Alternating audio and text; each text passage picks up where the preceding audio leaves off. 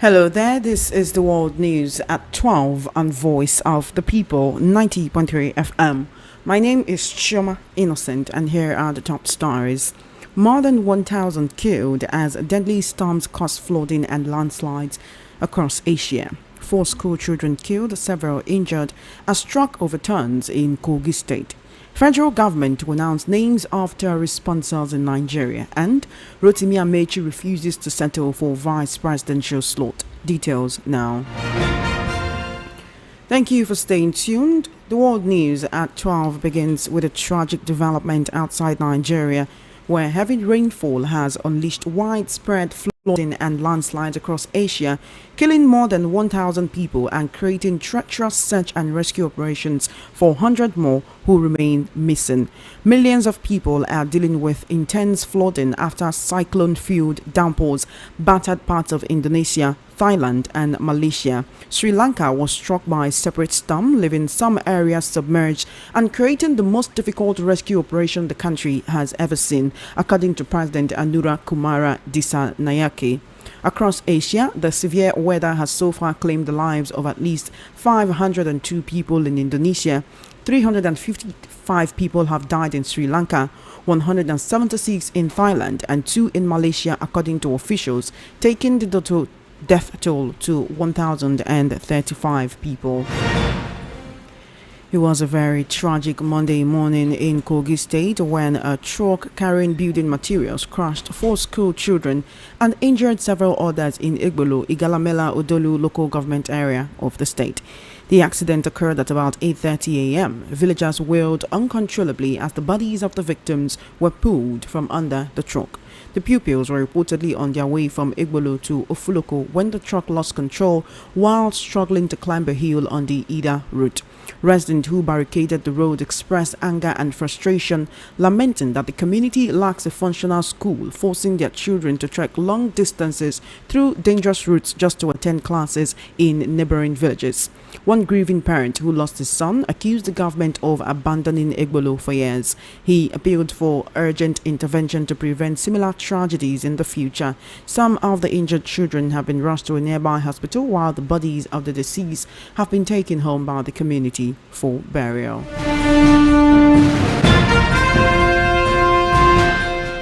Meanwhile, spokesperson for President Bola Tinubu, Daniel Bwala, has stated that the government will, in a matter of days, reveal the identities of those sponsoring and financing terrorism in Nigeria.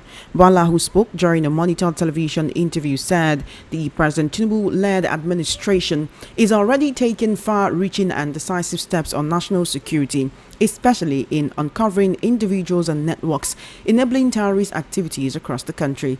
Bwala noted that the government is intensifying efforts to counter the operations of armed bandits whose activities, kidnappings for ransom, killings and raids continue to threaten communities nationwide. He also stressed that terrorism has evolved into a global phenomenon that transcends borders, making international cooperation crucial in combating extremist groups. The presidential spokesman added that global powers have increasingly recognized the need to support countries like Nigeria, where extremist groups seek to expand their influence. Bwala explained that radical activities once dominant in parts of the Middle East have gradually shifted to the Sahel region, creating new centers of instability that require deeper regional and international coordination. His comments come amid fresh violent attacks in parts of the country, including Kwara, Kogi, Kebbi and Katsina State, where armed bandits have carried out kidnappings and deadly assaults in recent days. Let's actually take a very brief listen to Daniel Bwala speaking on the revelation of those who are actually sponsoring terrorism in Nigeria. Money laundering and terrorism financing. There have been laws in different countries of the world to deal with terrorism financing. When you cut the finances from them, it dies naturally.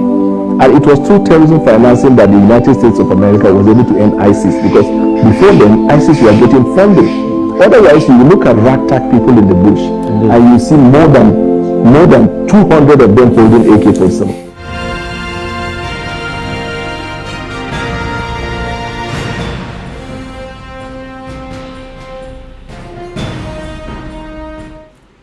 Who are their financiers?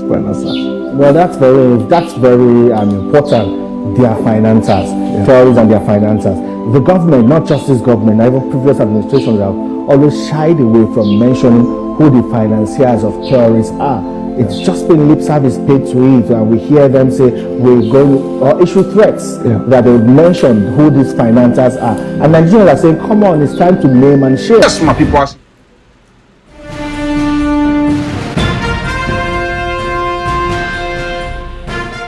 Still on the world news at 12 right here on Voice of the People on 90.3 FM. Former Minister of Transportation Rotimi Amechi has dismissed suggestions that he may run as a vice presidential candidate with former Vice President Atiku Abubakar or be part of any joint presidential ticket in the 2027 elections. Amechi declared that he is running for the presidency and will not be a running mate to anyone. His statement comes after Atiku's political ally and media entrepreneur Dele Momodu suggested that Atiku might consider the former Rivers State governor should the 2023 presidential candidate of the Labour Party, Peter Obi, decline to run with him. Responding through his media aide, David Iyofo, Amechi insisted that his ambition is solely to become the president of the country and not the vice president. Amechi distanced himself from any alliance aimed at making him a running mate. He added that Amechi believes it is the turn of southern Nigeria to produce the next president and is therefore pursuing the presidential ticket of the ADC. Amechi, who contested the All Progressives Congress APC presidential ticket in 2023, defected to the ADC earlier this year and has since declared his intention to seek the party's nomination for the 2027 elections. Former spokesperson of the Northern Elders Forum, Hakeem Baba Ahmed, has lamented that despite the brilliance of President Bola Tinubu, he has failed to solve the problems of the country. Speaking during a Monitor television interview on Sunday, Baba Ahmed stated that President Tinubu should shelve his re-election bid and find a younger replacement within his party. Baba Ahmed, who resigned as a special advisor on political affairs in the office of the Vice President in April, insisted that President Tinubu has failed to demonstrate the hunger to fix the country. Let's take a listen to him actually speaking on why he believes the president should not run in 2027. I wish President Tinubu would not run again in 2027. Why? I think that he said his ambition was to be president. He had been president, so he has satisfied that ambition. He said, Emilio come. I think that's my turn. Yes, it's his turn. And he has had his turn. He's been president for 4 years. If, inshallah, he gets to 2027. But I don't think he's run this country well. The Tinubu we used to know, the Tinubu who had all this hunger, who had all this fantastic intelligence for scheming, just hasn't shown that Tinubu. There isn't that fire. There isn't that sense of I must fix this. He's run an economy, not a country. He's running figures. Every day you hear we are saving more money, we are doing this. And today I saw a statement. One of the strongest statements released from Vice President Atiku Abubakar's office, making some really profound allegations against the manner in which funds meant for security of pipelines are missing.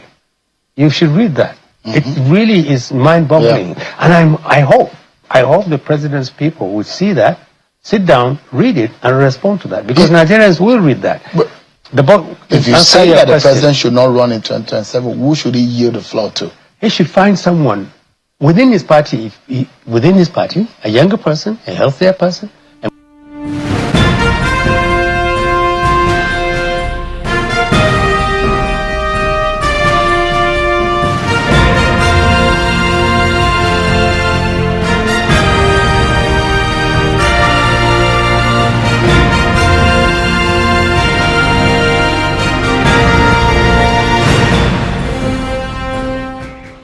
Thank Thank you for staying tuned to the World News at 12 right here on Voice of the People 90.3 FM.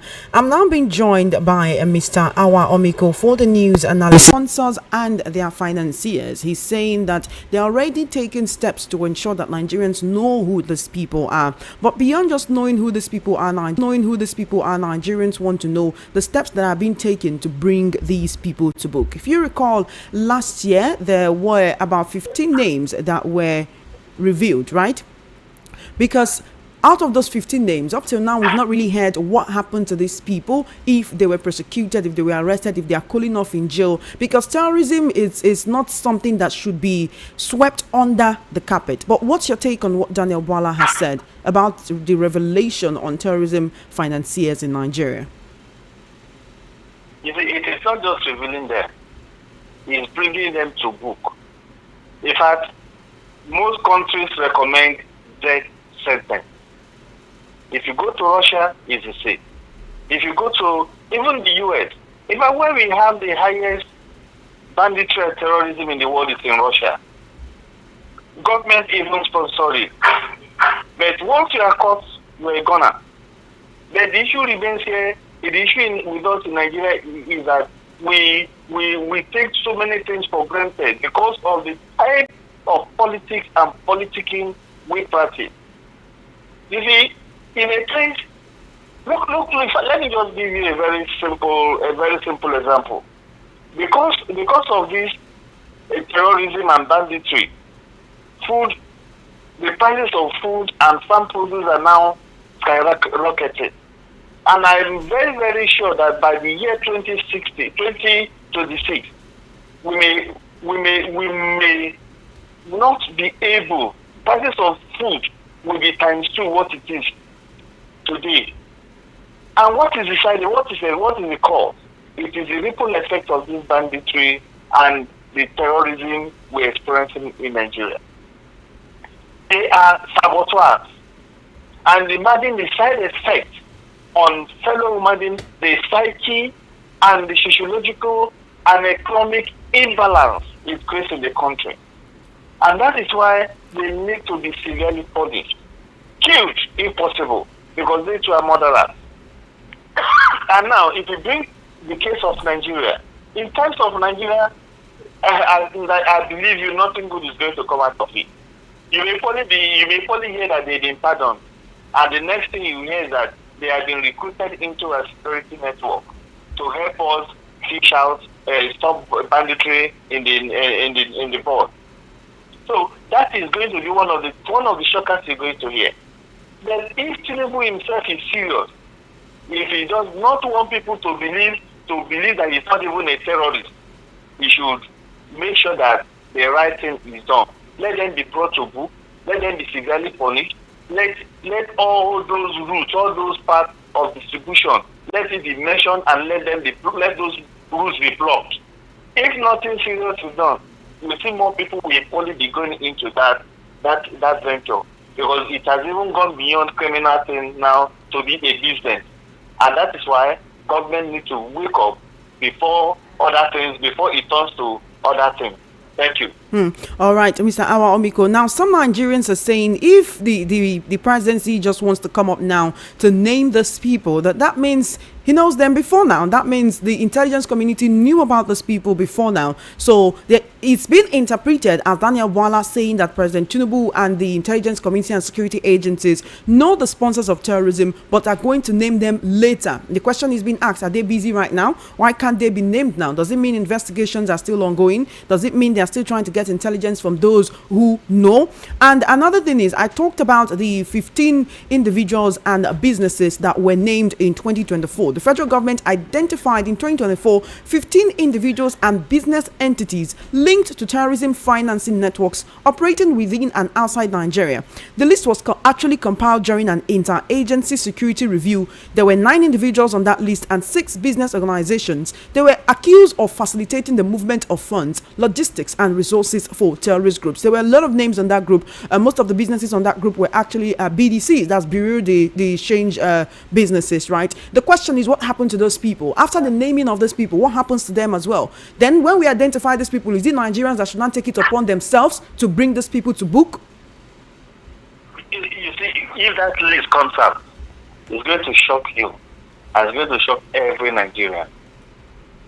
And I believe that is why they are trying to tinker it. They're trying to tinker the list. Oh, you think they are trying to edit the list before putting it out? That is exactly what I meant by tinkering, because in a tinker workshop, you will hit and hit and hit. By the time they try to make sure that there are certain names are off that list.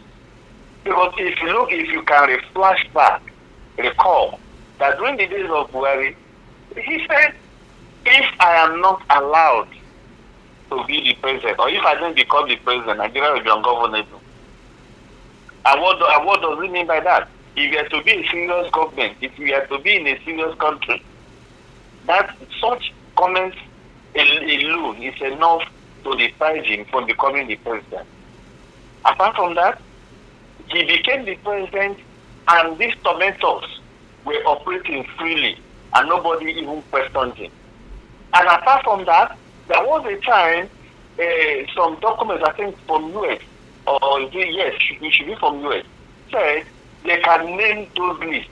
They are more than 15. The names there were more than 15. They're so long, so they can name that list. They can give them the names if Nigeria allows them. What did we do? We kept quiet, pretending as if we didn't hear what this international community will see. But now, if it is the right time, I believe, why is it taking him so long? Or is it because of next election, which I know is going to have a telling effect on him and on the party? If truly we are serious to cleanse this country of terror and terrorism and even banditry, we need to begin to mention those the names on that list. And for the businesses, let those businesses be converted to national companies, national businesses, no matter how big they may be. Let them be converted. Mr. Awa Omiko, would you say that the federal government is afraid of these terrorist sponsors? Or, the U.S. Congress once accused President Tinubu directly. That was last week or about 2 weeks ago when they were having a sitting on the Christian genocide and insecurity in Nigeria. They accused the president of either colluding with these people or shielding them. So do you think the federal government is afraid of these people? Is the federal government shielding them or negotiating with them to see if they can push them back? That is the right word. Because Nigeria is bigger than Tinubu. This thing Tinubu is just seeing, Tinubu is just managing to float the ship. The ship is like on a storm. He's just managing to stabilize it. It's beyond him. The sponsors are beyond him, and I stand to be corrected. They even sponsored him to power, knowing too well that they actually help them to distribute some of the things and allow their goals and plans to work. For the past 2 years, as those goals not been working, and what has government been doing? If the government came out to say neighborhood shouldn't carry guns, is that the right thing? The terrorists will carry guns. Neighborhoods will carry guns. Years ago, I think it should be 2 or 3 years ago, somebody in Songota had a dog and called the dog Buhari, and before 2 days, a week, he was arrested and tried. Beat him mercilessly and tried. But now you see these bandits parading in TikTok, social media, showing you the pictures and footages of the harm they have committed in the country, and are even boasting, but we find it difficult to locate them. Who is deceiving who? Until we sit up, we stand to our feet and say this country must work. If we don't do that, it will not work. Because they have been infiltrated. They're already in a military. They're already in. Look at what happened, purportedly to have happened to the Kaduna, or was it the Kaduna Deputy Commissioner of Police? How they were taking guns to those people. And you can see those that were held, when they came out, they said they saw helicopter dropping weapons. Where are these weapons? What happens to our airways? What happens to our borders? If the government is not in the know, the thing wouldn't have lasted up to now. Then now let me tell you, there's one thing I need to tell you. Any crisis in the country that lasts more than a day, no matter either you call it banditry, either you call it in form of terrorism, either it came in form of religious crisis, in any form the crisis may come, either student unionism, and it lasted. It continued for more than a day. Called the hand of government will be in it. Especially when such crises go with firearms, the hands of government will be in it. And I stand to be corrected that Mr. Tinubu, in his right senses, knows, and will continue to know about these terrorists in the country. Thank you. Let's talk politics for a few minutes. Rotimi Amechi has said he's not ready to be the vice president to anyone, that he's actually running to be president of Nigeria and not vice president. Now, this is coming after Dele Momodu gave an interview suggesting that Atiku might consider Rotimi Amechi if Peter Obi declines to run with him. That is to say that it seems Peter Obi is Atiku's first choice. If Peter Obi would like to be vice president, Atiku would like to run and have Peter Obi be his running mate. That is the same ticket that they floated in 2019. But Rotimi Amechi has come out to say he's not ready to be anybody's vice president. He believes it is the turn of the South in 2027, and so he will be running to be president. Now, these people came together under the umbrella of the ADC a few months ago. Does this mean there was no agreement on oneness before they came together? Just as I pointed out a few weeks ago, you raised this issue. I think they are same bedfellows. All of them are captains. And in the ship where there's too many captains, the ship will what? Will not float. It will sink. Rotimi himself may have a cause. And that cause may be, why is it that all the time the South go for deputy? Are they born to be deputy? Why can't they test the real power? Why can't they leave Mr. President? Besides, why would an Atiku still want to be in government? Why would he want to even go again in government? Are there nobody to stand for him? So the issue is that Rotimi may be right, but for a Peter Obi, everybody knows that Peter Obi is just a crony of Atiku.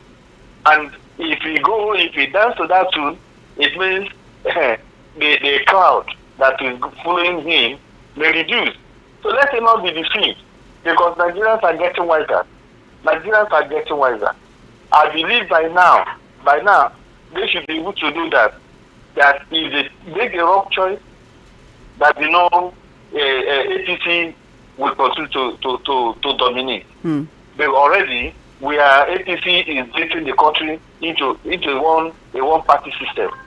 And if the opposition or those that are coming out as opposition, because we know PDP is there, if those that are coming out as opposition are not planning ahead twice better than APC, they will go nowhere. Because for you to beat a champion, you must be stronger times two. You must be twice stronger than the champion. So they have to go back, re-strategize. They have to go back, re-strategize, and make sure that they come out better and cleaner than APC. Thank you. All right, then let's quickly look at Hakeem Baba Ahmed coming out to say President Tinubu should not run in 2027. He should quit the race and find someone younger, a younger replacement from within his party, that's the APC, to contest in his stead, because he says President Tinubu has failed to resolve the problems of the country. Now, this was the same person who resigned as a special advisor on political affairs in the office of the vice president in April. He says the president has failed. He has no hunger to fix the country, that he's not even seeing that willingness in the president to fix the country. Do you also think the president should not run in 2027? For me, that wouldn't be the solution, because it does not take 4 years. This 4 years is just like yesterday. It's not enough, and that is why some of them are even clamoring for 6 or 8 years. If you look at the 4 years in power, he spent the first year normalizing things, the second year going to campaign for next session. So everything I just done in just 2 years, and removing Mr. President, removing Tinubu out of power and bringing in somebody new. It's like taking us back 20 years where we started from. it is an exercise in futility. All we need to do is let him go back, re-strategize, and follow some of those policies he has started to the end. Let him conclude them. Because you may see a new person may come in now and begin to have a lot of abandoned projects. You look at the Lagos Calabar expressway and the train lines and the seaport and every other thing, and even the tax reform. If all these things are not pursued to a conclusive end, we may end up going back times two. It will just be like our naira that was changed. You can see the confusion we have in the policy, in the polity, where we have two currencies in one country. So that is going to be if Tinubu goes down. What I would rather suggest is let them allow him to finish the system, to finish his tenure, and if possible, conclude all these policies. Cutting him halfway may be dangerous to economy, to our politics, and even to the politics we have within and external. Thank you. So he should be allowed to finish his 2 terms uninterrupted. The best way to let him out is to allow him to finish his term. The APC in Lagos State has accused former Vice President Atiku Abubakar of fueling insecurity in Nigeria. That is unfounded. Well, if he is accusing Abubakar, what happens to Buhari? What happens to El-Rufai? What happens to the northern element? What happens to other elements within the north that were even in support and went to even import these jihadists in the name of terrorism? Even they went ahead, and that is what we are all feeling everywhere, even in your village, you are feeling it, and there is fear everywhere. We can't sleep with our eyes, with our 2 eyes closed because of insecurity. So it will be wrong to just blame one person. It has to be the northern element, and they really know why they did that. And I pray, and you can see that even what is happening now is not only affecting the southerners, the northerners too are inclusive, because some of them are not even as free as we are here in the south. So if you want a solution to come to it, we all have to combine. We all have to come together. It has to be a collective goal to stop it. And in a place where we don't take that decision, we keep on blaming each other. We end up carrying out the exercise in futility. Thank you. Thank you so much, Mr. Awa Omiko, for your time and your perspective on the world news at 12 this afternoon. I do appreciate you. Thank you. Thank you very much, and enjoy the rest of your day. You have been listening to the world news at 12 right here on Voice of the People 90.3 FM. Just before we wrap up, let's take a look at the top stories again. You heard that more than 1,000 people have been killed as deadly storms caused flooding and landslide across Asia. 4 school children killed, several injured as truck overturns in Kogi State. Federal government to announce names of terrorist sponsors, and Rotimi Amechi refuses to settle for vice presidential slot. And that is a wrap on the world news at 12. My name is Chioma Innocent. Good afternoon and thank you for listening.